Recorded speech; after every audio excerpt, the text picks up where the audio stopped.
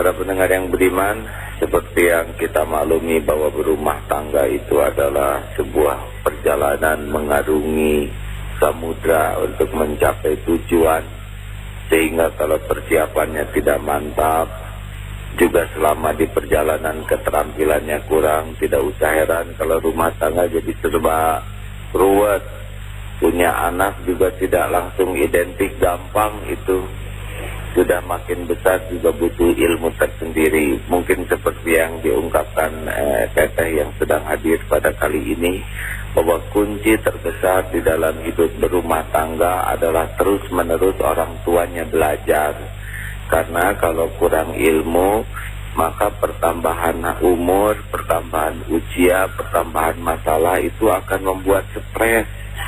Kenapa rumah tangga stres? Penyebab intinya adalah kurang ilmu. Banyak yang menyuruh anaknya belajar, menyuruh anaknya sekolah, tetapi orang tuanya sendiri tidak punya waktu untuk belajar. Akibatnya mendidik keluarga tidak dengan ilmu yang memadai, dan biasanya lahirlah sikap-sikap yang kurang bijaksana. Kemudian kunci sukses dalam membina rumah tangga adalah keteladanan dari ibu bapaknya. Karena anak-anak tidak hanya mendengar kata tetapi melihat, merasakan. Dan keteladanan ini dahsyat sekali, lebih bermakna daripada jutaan kata. Bahkan sehebat apapun nasihat yang tidak dibarengi dengan perilaku keteladanan, maka nasihat itu jadi tumpul. Jatuhnya wibawa orang tua adalah ketika perkataan dan perbuatannya tidak sama. Oleh karena itulah kewajiban penting dari orang tua selain terus meningkatkan ilmu adalah berusaha mengaplikasikan keteladanan pada dirinya. Jangan menyuruh sebelum menyuruh orang lain, jangan melarang sebelum melarang anaknya sendiri. Yang ketiga, kekuatan di dalam membangun rumah tangga adalah bagaimana bisa berkomunikasi dua arah. Komunikasi yang positif ini juga penting, karena tidak jarang orang tua komunikasinya lemah dengan anak. Bisanya hanya menyuruh dan melarang.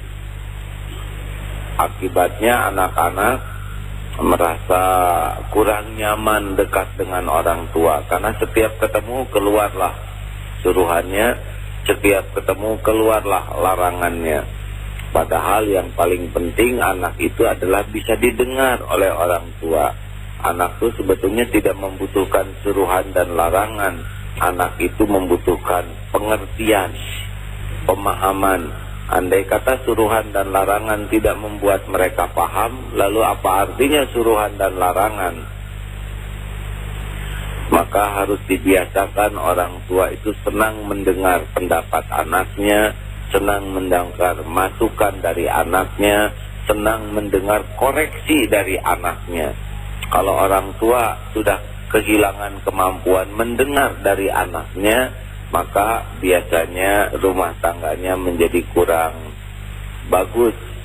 Suami istri juga begitu komunikasi. Yang keempat, yang sangat penting juga di dalam keluarga, agar keluarga ini terasa sakinah, adalah sesudah yang pertama sering mencari ilmu pada orang tua, lalu menjadi suri tauladan. Yang ketiga, dengan berkomunikasi yang bagus.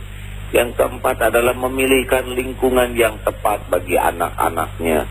Karena salah lingkungan, maka salah juga kehidupan. Nabi Muhammad SAW mengungkapkan bergaul dengan penjual minyak wangi akan ikut harum, bergaul dengan pandai besi bau bakaran. Saya kira adik-adik kita yang menjadi korban narkoba ini juga boleh jadi karena salah memilih lingkungan. Kenapa salah memilih lingkungan? Karena rumah tidak menjadi lingkungan yang nyaman bagi anak-anak. Harusnya rumah itu adalah pangkalan teraman, ternyaman bagi keluarga kita.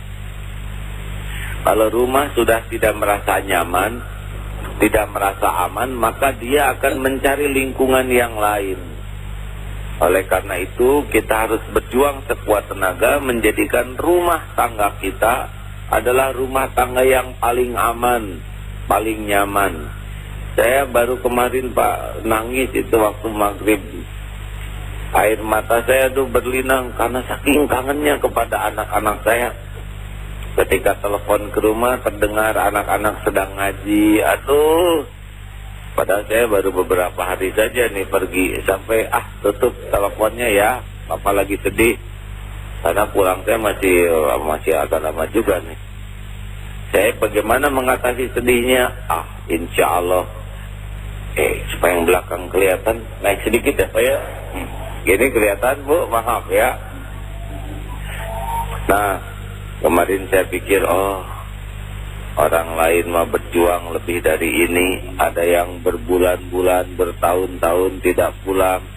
Yang di Freeport, di puncak gunung juga tidak pulang ketemu anaknya. Yang di penjara juga tidak ketemu anaknya. Agak terhiburlah sedikit. Tetapi tidak dapat dipungkiri suasana rumah yang nyaman, suasana rumah saling menyayangi. Ini membuat anak-anak juga akan rindu pulang ke rumah. Jadi tugas orang tua adalah membuat suasana rumah, lingkungan rumah menjadi tempat yang aman dan nyaman. Kalau orang tuanya terlalu galak, orang tuanya terlalu ketus, anak-anak tidak merasa aman di rumah, maka dia akan cari lingkungan baru yang membuat dia merasa nyaman. Masih mending kalau menemukan lingkungan yang tepat. Yang repot adalah menemukan lingkungan yang salah. Dan tugas yang kelima dari orang tua adalah sekuat tenaga memaksimalkan doa untuk anak-anaknya. Karena doa ini adalah senjata bagi orang yang beriman. Ad-du'a silahul mu'minin. Doa adalah senjata. Kita terbatas kemampuan, tetapi Allah tidak terbatas di dalam melakukan apa saja. Dan Allah menyuruh kita, ud'uni astajib lakum, berdoalah padaku niscaya akan kukabulkan. Mendidik anak berat dengan keterbatasan ilmu kita. Tetapi kalau dengan pertolongan Allah, mungkin nasihat kita kurang mempan, anak mendengar radio, maka dia jadi soleh. Bisa itu. Banyak jalan pertolongan Allah. Oleh karena itulah orang tua harus bagus ibadahnya, harus kuat doanya. Dan plus yang terakhir, orang tua harus sangat hati-hati mencari nafkah. Jangan sampai membawa harta haram ke rumah. Jangan sampai memberi makan istri anak-anaknya dengan harta haram. Karena ini pun akan menjadi racun yang meracuni keluarga kita sehingga imannya lemah, kelakuannya rusak, dan akibatnya malah petaka.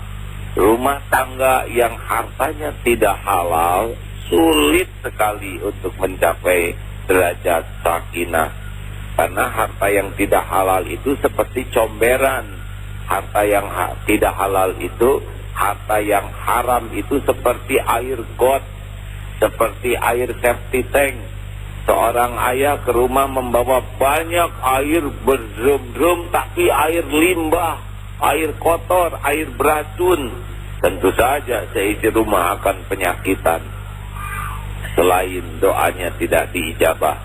Maka mudah-mudahan dengan hal-hal tadi, maka para orang tua betul-betul bisa menikmati keluarganya, rumah tangganya. Rumah tangga yang orang tuanya selalu belajar, yang orang tuanya berusaha keras menjadi suri toladan, orang tua yang berkomunikasi dengan positif dua arah, orang tua yang menciptakan suasana rumah tangga keluarga menjadi suasana yang sakinah, yang aman, nyaman. Orang tua yang doanya dijaga karena ibadahnya bagus, dan orang tua yang menafkahi keluarganya dengan harta yang halal berkah. Insya Allah rumah tangga itu pun akan membawakan kebahagiaan dunia wal akhirah.